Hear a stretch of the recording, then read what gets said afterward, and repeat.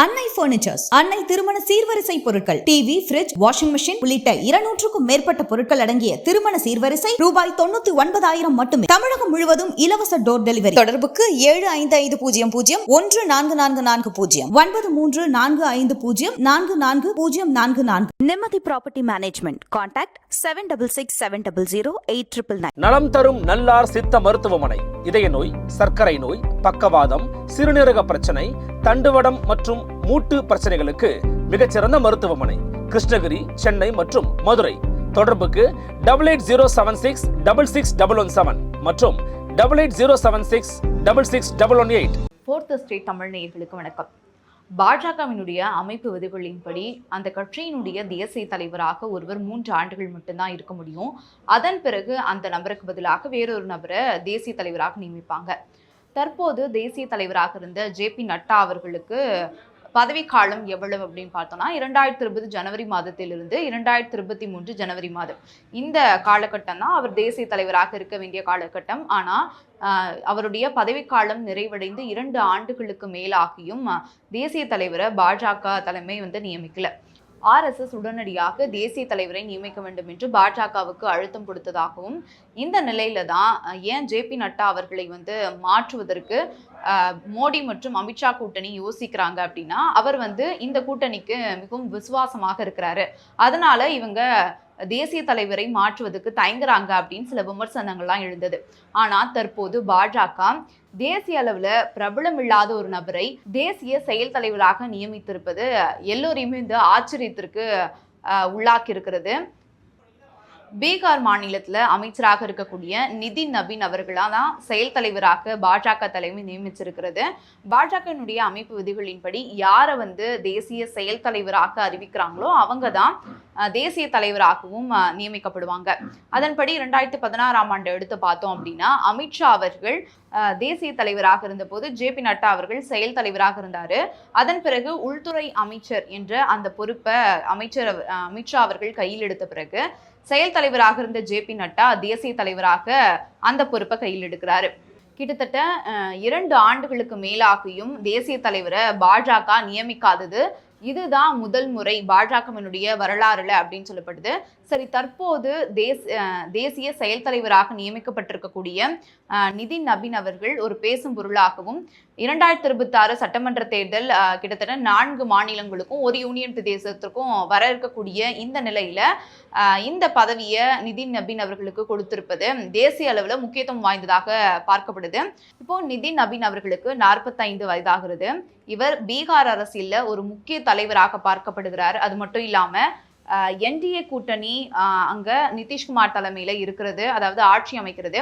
அதுல சாலை கட்டுமானத்துறை அமைச்சராக இருக்கிறாரு. பாஜகவினுடைய அமைப்பு பணிகள்ல நீண்ட அனுபவம் கொண்டவராக இருக்கிறாரு நிதின் நபீன் அவர்கள். அது மட்டும் இல்லாம இந்த அமைப்பினுடைய அடித்தள கட்டமைப்பை உறுதியாக்கக்கூடிய இல்ல ஒரு ஸ்ட்ராங்காக்கக்கூடிய ஒரு நபராகத்தான் நிதின் நபீன் அவர்கள் தன்னுடைய பங்களிப்பை கொடுத்திருக்காரு. சரி, நிதின் நபீன் அவர்களுக்கு ஏன் பாஜக தலைமை இவ்வளவு பெரிய பொறுப்பை கையில கொடுத்திருக்காங்க அப்படின்னு பார்த்தோம்னா, பீகார் சட்டமன்ற தேர்தல் சமீபத்தில் நடந்தது இல்லையா?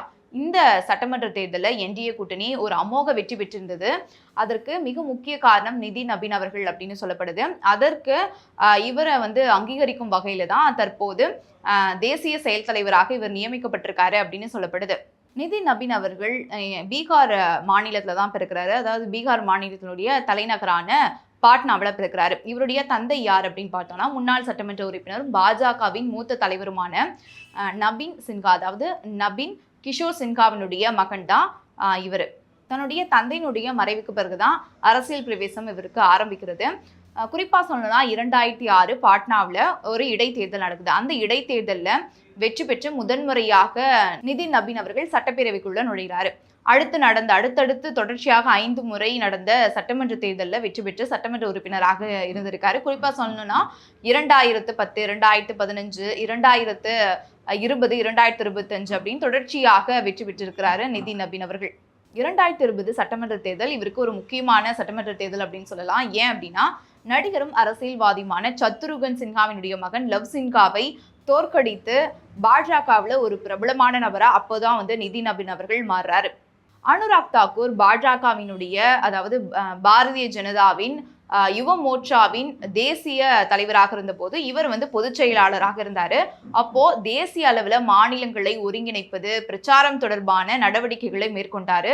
அதனால தேசிய அளவிலான அமைப்பின் ஒரு அனுபவம் வந்து இவருக்கு கிடைக்குது. 2023ஆம் ஆண்டு சத்தீஸ்கர் மாநிலத்தில் சட்டமன்ற தேர்தல் நடக்குது. இந்த சட்டமன்ற தேர்தலில் பாஜகவின் பொறுப்பாளராக நிதின் நபீன் அவர்கள் தான் நியமிக்கப்பட்டிருந்தாரு. 2023 சட்டமன்ற தேர்தல் முடிந்த பிறகு கருத்து கணிப்புகள்லாம் என்ன சொல்லியிருந்தது அப்படின்னா, காங்கிரஸ் ஆட்சி தான் அமைய போகிறது அப்படின்னு சொல்லியிருந்தாங்க. குறிப்பா சொல்லணும் அப்படின்னா, பூபேஷ் பாகல் தலைமையிலான காங்கிரஸ் ஆட்சி தான் அமைய போகுது அப்படின்னு பேசப்பட்ட அந்த சமயத்துல இந்த கருத்து கணிப்புகள்லாம் பொய்யாக்கி தன்னுடைய அயராத உழைப்பாலும் தன்னுடைய கடுமையான செயல் திட்டங்களாலும் மற்றும் கடுமையான பணிகளாலும் இந்த கருத்து கணிப்புகளை பொய்யாக்கி பாஜக ஆட்சி அமைப்பதற்கு ஒரு முக்கியமான நபராக நிதின் நபீன் அவர்கள் தான் செயல்பட்டிருக்காரு. அரசியல்ல மைக்ரோ மேனேஜ்மெண்ட் மிக முக்கியம் அப்படின்னு சொல்லுவாங்க. அதை வந்து செயல்படுத்துவதுல, அதாவது துல்லியமாக செயல்படுத்துவதில் கை தேர்ந்தவர் தானா நிதின் நபீன் அவர்கள். இந்த சத்தீஸ்கர் சட்டமன்ற தேர்தலில் அதுதான் இவருக்கு கை கொடுத்திருக்கிறது. தேர்தல் வேட்பாளர்களையும் சரி, கட்சியினுடைய நிர்வாகிகளையும் ஒருங்கிணைப்பதில் ஒரு மிகப்பெரிய சாதனையை புரிஞ்சிருக்காரு. இவருடைய இந்த கடுமையான பணிகளால் தான் பாஜகவினால் ஆட்சி அமைக்க முடிஞ்சது அப்படின்னு சொல்லப்படுது. இவருடைய பணிகளை பார்த்து வியர்ந்த உள்துறை அமைச்சர் அமித்ஷா அவர்கள் முதல் முறையாக இவரை பாராட்டுறாரு. பாராட்டினது மட்டும் இல்லாம டெல்லி சட்டமன்ற தேர்தலில் இவருக்கு முக்கியமான ஒரு பொறுப்பும் கொடுக்கப்படுது. பிரச்சாரத்துல தன்னுடைய செயல் திட்டத்தினால கிட்டத்தட்ட 30 ஆண்டுகளுக்கும் மேலாக பாஜக டெல்லியில ஆட்சி அமைக்காம இருந்தது. தன்னுடைய கடின உழைப்பால பாஜக அங்க ஆட்சி அமைப்பதற்கு முக்கிய காரணமாக இருந்திருக்காரு.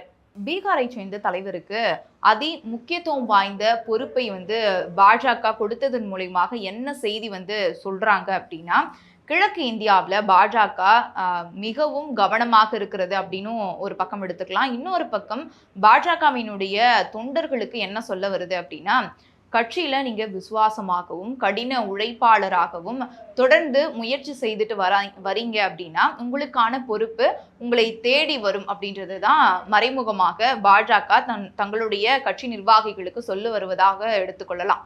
பாஜகவில் கோஷ்டி அரசியலில் ஈடுபடாம தன்னுடைய பங்களிப்பை கட்சிக்கு செலுத்த வேண்டும் என்பதில் மிகவும் கவனம் வாய்ந்தவர் தான் நிதின் நபீன் அவர்கள்.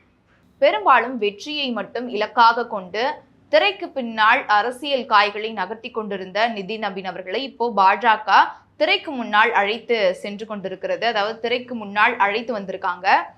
இது பாஜகவை பொறுத்தவரை மிகச் சரியான முடிவாகவும் தேர்வாகவும் தான் வந்து சொல்றாங்க. மேலும் இவரை தேர்வு செய்வதற்கு மிக முக்கிய காரணமாக 3 சொல்லப்படுது. அது என்ன அப்படின்னா, முதல்ல தேர்தல் கள அரசியல், அதாவது கள அரசியலுடைய பணிகளை இவரை தேர்ந்தெடுத்ததற்கு மிக முக்கிய காரணமாக 3 சொல்லப்படுவது என்ன அப்படின்னா, அமைப்பு, அதாவது கட்சியினுடைய அமைப்பு மற்றும் தேர்தல் கள பணிகளை எளிதாக முடிப்பது மற்றும் அவருடைய புரிதலுக்காக. இரண்டாவது என்னன்னா, கட்சியினுடைய தலைமைத்துவத்தின் செயல்பாடுகளுக்கு ஏற்ப தன்னை வந்து தகவமைத்துக் கொள்வது. மூன்றாவது, அதாவது கடினமாக இருக்கக்கூடிய அரசியல் பணிகளை கூட வெற்றிகரமாக முடிக்கக்கூடிய அவருடைய திறன். இந்த 3 காரணங்களால தான் இவர் தேசிய தலைவராக இருந்தால் சரியாக இருக்கும், அதனால தேசிய செயல் தலைவராக இப்போ நியமிக்கலாம் அப்படின்ற முடிவுக்கு வந்திருக்காங்களாம். இவருடன் பயணித்த சக பயனாளர்கள், அதாவது கட்சியில பயணித்த சிலர்லாம் என்ன சொல்றாங்க அப்படின்னா, இவர் மிக கடின உழைப்பாளி, அது மட்டும் இல்லாம தீரா அரசியல் தாக்கம் கொண்டவர், கட்சி நிர்வாகிகளையும் சரி வேட்பாளர்களையும் ஒருங்கிணைப்பதுல மிக முக்கியத்துவம் வாய்ந்த ஒரு நபராக அதுல திகழ்ந்தாரு அப்படின்னு சொல்றாங்க. இவருடைய நியமனம் தொடர்பாக பிரதமர் மோடி என்ன வாழ்த்து சொல்லியிருக்காரு அப்படின்றத பார்க்கலாம். நிதின் நபி தன்னை ஒரு கடின உழைப்பாளி, கட்சியின் தொண்டராக மட்டுமே தன்னை அடையாளப்படுத்தி கொண்டார்.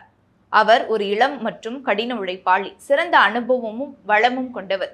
மேலும் பீகாரில் சட்டமன்ற உறுப்பினராகவும் அமைச்சராகவும் பலமுறை பணியாற்றியதில் பல்வேறு சாதனை படைத்தவர். மக்களின் விருப்பங்களை நிறைவேற்ற அவர் விடாமுயற்சியுடன் பாடுபட்டுள்ளார். அவர் தனது பணிவான இயல்புக்கும் நிதானமான வேலைப்பாணிக்கும் பெயர் பெற்றவர். அவரது ஆற்றலும் அர்ப்பணிப்பும் வரும் காலங்களில் நமது கட்சியை வலுப்படுத்தும் என்று நான் நம்புகிறேன். பாஜக தேசிய செயல் தலைவராக பொறுப்பேற்றதற்கு அவருக்கு வாழ்த்துக்களை தெரிவித்துக் கொள்கிறேன் என்று பிரதமர் நரேந்திர மோடி அவர்கள் தெரிவிச்சிருக்காரு. அதன் பிறகு உள்துறை அமைச்சர் அமித்ஷா அவர்கள் என்ன சொல்லியிருக்காரு அப்படின்னா, நிதின் நபீனுக்கு எனது மனமார்ந்த வாழ்த்துக்களை தெரிவித்துக் கொள்கிறேன். பாஜக யுவ மோர்ச்சாவின் பொதுச் செயலாளராக, அதாவது தேசிய பொதுச் செயலாளராக இருந்த போதிலும் சரி, பீகாரில் யுவ மோர்ச்சாவின் மாநில தலைவராக இருந்த போதிலும் சரி, சத்தீஸ்கர் மாநில பொறுப்பாளராக இருந்த போதிலும் சரி, அமைப்பின் ஒவ்வொரு பொறுப்பையும் அவர் மிகுந்த அர்ப்பணிப்புடனும் வெற்றியுடனும் நிறைவேற்றியுள்ளார். பீகாரில் 5 முறை எம்எல்ஏவாகவும் மாநில அரசில் அமைச்சராகவும் இருந்த அவருக்கு பொதுமக்களுடன் பணியாற்றுவதில் விரிவான அனுபவம் இருக்கிறது. இன்று தேசிய நிர்வாக தலைவராக நியமிக்கப்பட்டிருப்பது இரவும் பகலும் உழைக்கும் ஒவ்வொரு இளம் பாஜக ஊழியருக்கும் ஒரு மரியாதை. அவரது புதிய பொறுப்பு மற்றும் வெற்றிகரமான பதவிக்காலத்திற்கு எனது வாழ்த்துக்களை தெரிவித்துக் கொள்கிறேன் என்று அமித்ஷா அவர்கள் தெரிவிச்சிருக்காரு. பாதுகாப்புத்துறை அமைச்சர் ராஜ்நாத் சிங் என்ன சொல்லியிருக்காரு அப்படின்றத பார்க்கலாமா? பாஜகவின் செயல் தலைவராக நிதின் நவீன் நியமிக்கப்பட்டுள்ளார். பீகாரை சேர்ந்த இளம் மற்றும் துடிப்பான தலைவரான நிதின் நவீனுக்கு மனமார்ந்த வாழ்த்துக்களை தெரிவித்துக் கொள்கிறேன். அவர் ஒரு கடின உழைப்பாளி மற்றும் சிறந்த மனிதர். பிரதமர் நரேந்திர மோடியின் எழுச்சியூட்டும் தலைமையின் கீழ் பாஜகவை வெற்றியின் புதிய உயரத்திற்கு கொண்டு செல்வதில் அவர் நிச்சயமாக வெற்றி பெறுவார். அவரது பதவிக்காலம் வெற்றிகரமாக அமைய பாஜக சார்பில் வாழ்த்துக்களை தெரிவித்துக் கொள்கிறேன் என்று சொல்லியிருக்காரு. தமிழ்நாடு பாஜக தலைவர் நயினா நாகேந்திரன் அவர்கள் என்ன சொல்லியிருக்காரு அப்படின்னா, பீகார் மாநிலத்தில் பலமுறை சட்டமன்ற உறுப்பினராகவும் அரசு அமைச்சராகவும் மக்கள் பணியாற்றி அனைத்து தரப்பினரின் நன்மதிப்பையும் பெற்றுள்ள நிதின் நவீன் பாஜகவின் தேசிய செயல் தலைவராக நியமிக்கப்பட்டுள்ளது நிறைவான மகிழ்ச்சி அளிக்கிறது. மக்கள் சேவையில் சிறந்து விளங்குபவர்களுக்கு பாஜகவில் இன்றுமே சிவப்பு கம்பளம் வரவேற்பு உண்டு என்பதை மீண்டும் ஒரு முறை உணர்த்தும் இந்த முன்னெடுப்பை முழு மனதுடன் வரவேற்கிறேன். மேலும் பாரதத்தின் வளர்ச்சிக்காகவும் வலிமைக்காகவும் அர்ப்பணிப்புடன் அயராது உழைக்கும் முக்கியத்துவம் வாய்ந்த இப்பொறுப்பை ஏற்றுக்கொண்டுள்ள நிதின் நவீனுக்கு என்னுடைய மனமார்ந்த வாழ்த்துக்களையும் மனப்பூர்வமான வாழ்த்துக்களையும் தெரிவித்துக் கொள்கிறேன் என்று குறிப்பிட்டிருக்காரு. அரசியல்ல இவருடைய மிகப்பெரிய அனுபவம் தேசிய ஜனநாயக கூட்டணிக்கு மிகப்பெரிய பலமாக அமையும் அப்படின்னு அரசியல் பார்வையாளர்களாம் பார்க்கிறாங்க.